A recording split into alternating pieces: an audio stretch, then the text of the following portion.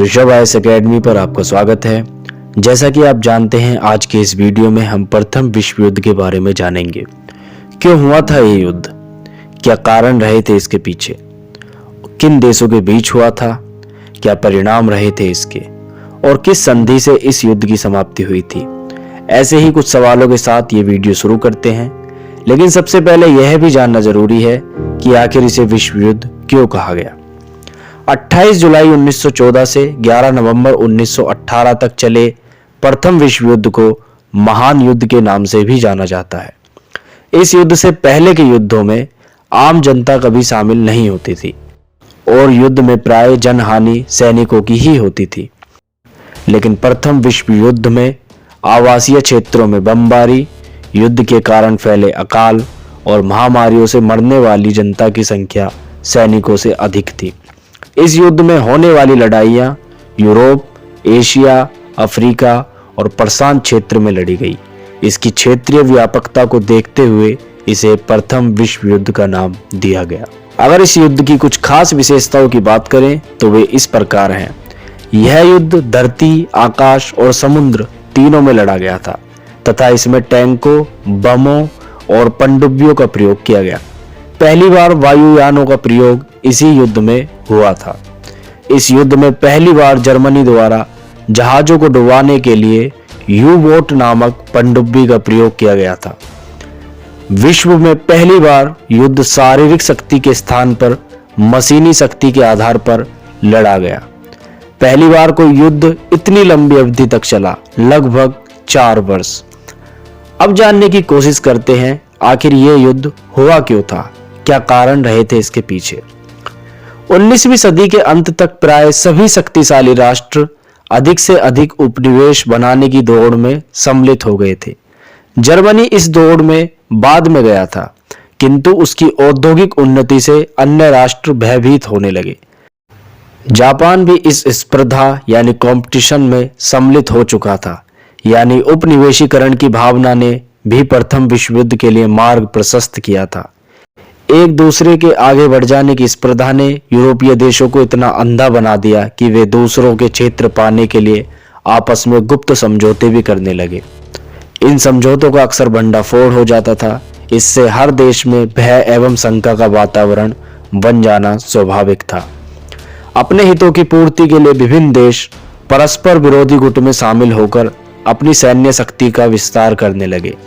1882 में Germany, Austria, Hungary और Italy का नया गुट विश्व मंच पर गठित हुआ।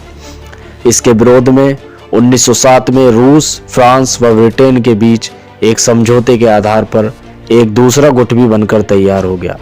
इन दोनों विरोधी गुटों के निर्माण से सिद्ध हो गया कि आगे चलकर एक भयंकर युद्ध होकर रहेगा।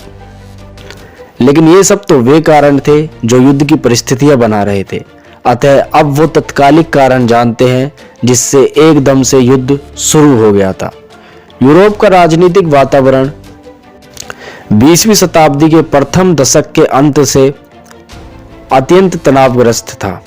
इसी समय ऑस्ट्रिया के राजकुमार फर्डिनेंड अपनी पत्नी सहित बोस्निया की राजधानी सेरोजिवो गए, जहां उनकी 28 जून 1914 को गोली मारकर पत्नी सहित हत्या कर दी गई। ऑस्ट्रिया ने हत्या का आरोप सर्बिया पर लगाते हुए उसे युद्ध के लिए ललकारा।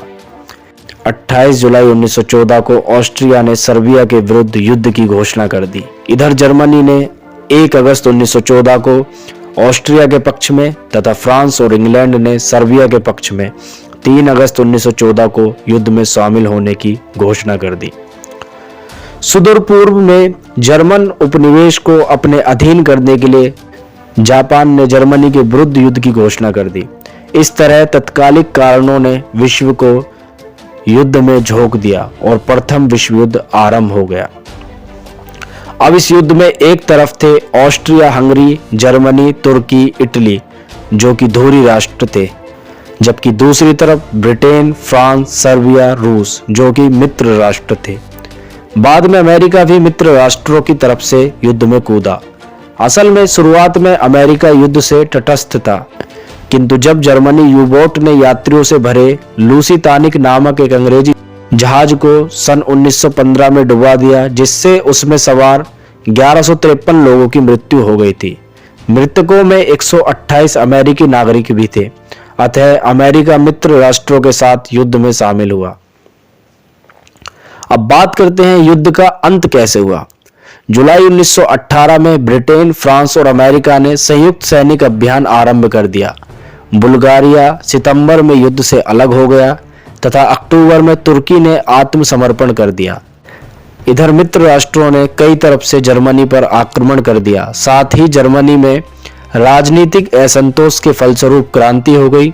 जर्मनी सम्राट केसर विलियम द्वितीय देश छोड़कर भाग गया और उसने हॉलैंड में शरण ली।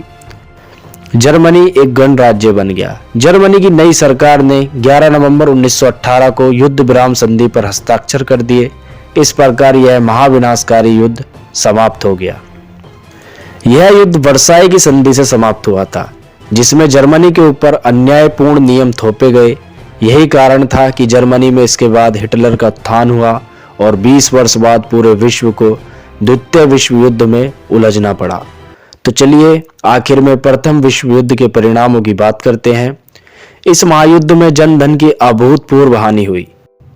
भीषण नरसंहार से मानवता कलंकित हो गई। इस युद्ध में मित्र राष्ट्रों के 50 लाख से अधिक व्यक्ति मारे गए तथा 1 करोड़ के लगभग घायल हुए या अपंग हो गए। इसी प्रकार जर्मनी और उसके सहयोगी देशों के लगभग 80 लाख लोग मारे गए और लगभग 1 करोड़ लोग गंभीर रूप से घायल हुए। इस युद्ध में शामिल सभी देशों को धन की भारी क्षति उठानी पड़ी। यूरोप के लगभग सभी देश अमेरिका के कर्जदार हो गए। यूरोप की अर्थव्यवस्था तो चौपट हुई थी, साथ ही संपूर्ण विश्व आर्थिक मंदी का शिकार हो गया। 1919 में पेरिस शांति सम्मेलन हुआ।